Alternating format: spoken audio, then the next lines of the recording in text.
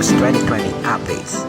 After weeks of growing pressure and with cases rising rapidly, the Canadian government is taking steps to secure the border. Ottawa is barring most foreigners except Americans from entering Canada, and only 4 Canadian airports will be allowed to accept international flights. And now is the time to take this particular step. It is a significant step. It is a step that we take in exceptional circumstances, but it is the right step to be taking today.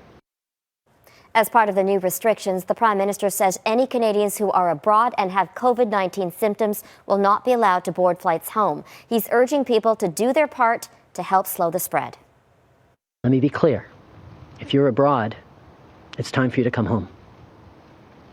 If you've just arrived, you must self-isolate for 14 days. And finally, all Canadians, as much as possible, should stay home. The situation in Canada is changing quickly. Here's what we can tell you. As of right now, there are more than 410 cases across the country. BC, Ontario, and Quebec all recorded double-digit increases today. And the number of deaths has jumped from 1 to 4 after 3 more people died in BC. They're all linked to a North Vancouver care home.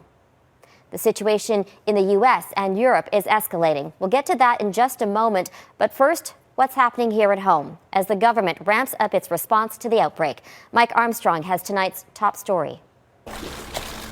Stepping out of Rideau Cottage, where he's in self-isolation with his family, the Prime Minister basically closed the country to most of the world.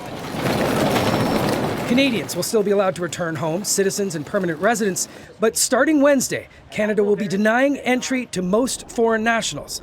There are exceptions for people like airline crews and diplomats, but also one very big group, U.S. citizens. Despite an increase in cases south of the border, the Prime Minister isn't cutting off access to Americans for now. We recognize that the level of integration of our two economies and the coordination that we've had over the past while puts the U.S. in a separate category from the rest of the world. But we will continue to coordinate with the U.S. We will continue to examine next steps and measures that must be taken. Now, getting on planes to come home to Canada will also get tougher.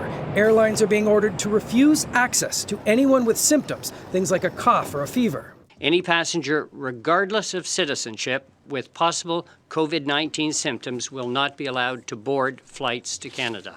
There are changes coming to where planes arrive back in Canada. Most international flights are going to be funneled to 4 airports: Montreal, Toronto, Calgary, and Vancouver. There are exceptions. Flights from the U.S., Mexico, and the Caribbean are not affected, but again, with that disclaimer, for now. Ottawa's making it very clear things could get even tighter at any time.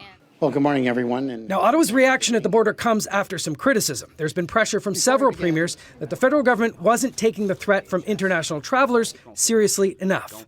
The frustration was so strong in Quebec that the city of Montreal sent public health officials to the airport to remind travelers they should self-isolate for 14 days. Now, there is new increased screening at airports. International travelers are having to answer questions on CBSA kiosk touchscreens. They have to say whether they have symptoms and acknowledge they know they have to self-isolate for 2 weeks. For the first time, there are new extra border guards at airports looking for travelers with symptoms. That's something critics have been calling for days. Border guards are also being given masks to hand out when they're concerned with someone's health. Robin? Mike Armstrong in Ottawa. Thanks, Mike. Like, share, and subscribe for more videos.